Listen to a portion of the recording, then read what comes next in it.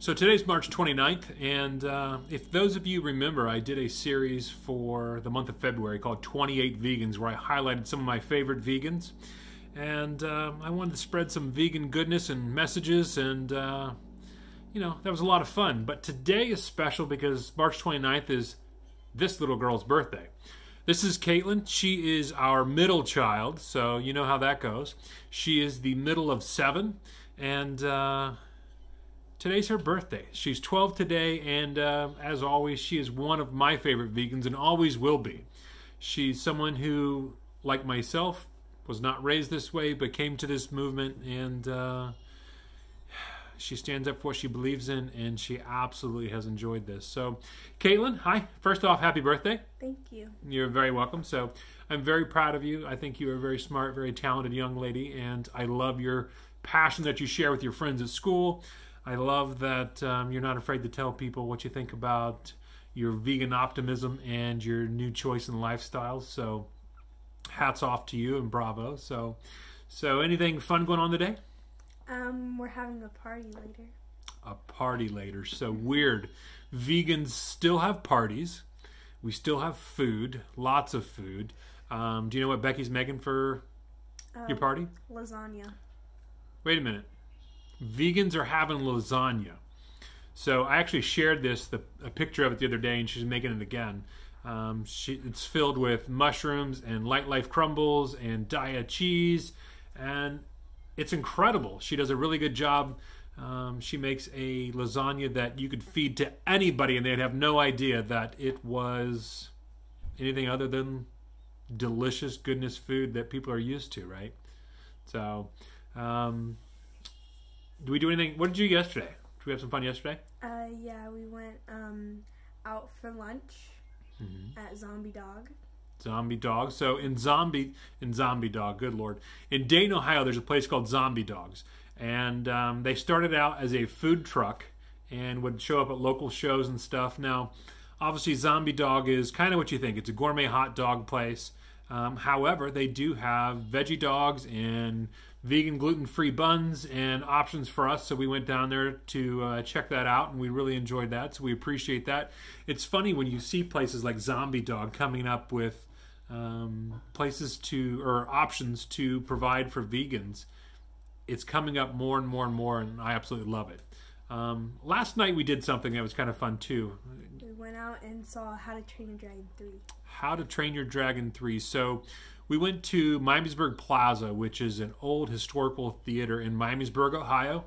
And tickets are $5 a ticket, and it was still almost $70 to get us all in. So, but it was kind of funny. I actually want to talk about this. So if you remember in How to Train Your Dragon 1, the first one, Hiccup and his family, they capture dragons, they kill them, they want to eradicate the planet full of dragons, right? Well, Hiccup, being the young chief, or he eventually becomes chief, he eventually befriends a Night Fury, which was thought to be extinct. So next thing you know, instead of killing them, he wants to ride them, he wants to befriend them.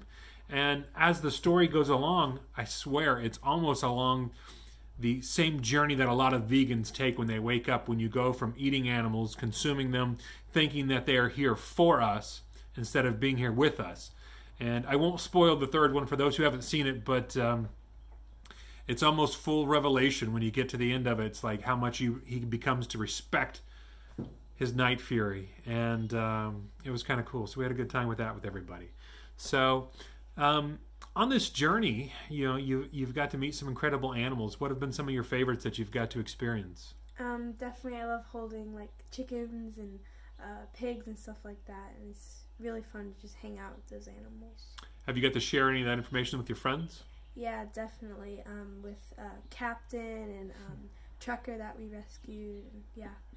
What do your friends say about that? So let everybody know what grade you're in. I'm in 6th grade. Okay. So being in 6th grade can be difficult. I don't care where you are, whether you're vegan or not.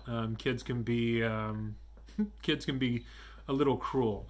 And I think it's our job as parents to start teaching them better, to teach them to be more kind and more compassionate, not just to each other, not just to teachers, not just to adults, but to animals. I think that's a huge lesson we can pass on to the next generation that will have lasting effects. So what kind of things do you hear, both positive and anything negative, that you've heard from your friends? Well, a lot of my friends, they've either like stopped eating like meat or like tried to reduce eating like meat and dairy products and stuff like that. Some people like ask me questions like, what is it like, and like stuff like that, or like what do I eat, and like there's a lot of like questions that I get. Well, I appreciate you being strong enough to share that with your friends, because junior high can be difficult as it is, and standing out from everyone else is even more difficult sometimes, but bravo for doing what you do. So, if you notice, we're in the garage. So when you have a house full of 7 kids and we're getting ready for a little birthday party later, sometimes the garage is the best quiet place we can find. So if you've seen any of my videos before, this is not the first time you've caught me in the garage, and this definitely will not be the last. So I'm getting ready to start recording and planning everything out for my first podcast. It's going to be the VSD, the Vegan Sheepdog Podcast, that will air on April 1st. And I can't wait. I'm excited to share some more of my thoughts and feelings and experiences along the way. Hopefully we can influence some others to wake up and join the movement as well. So thanks for following. Thanks for checking us out. And Caitlin, I love you. Love you too. Happy birthday. Thank you. All right. You guys take care.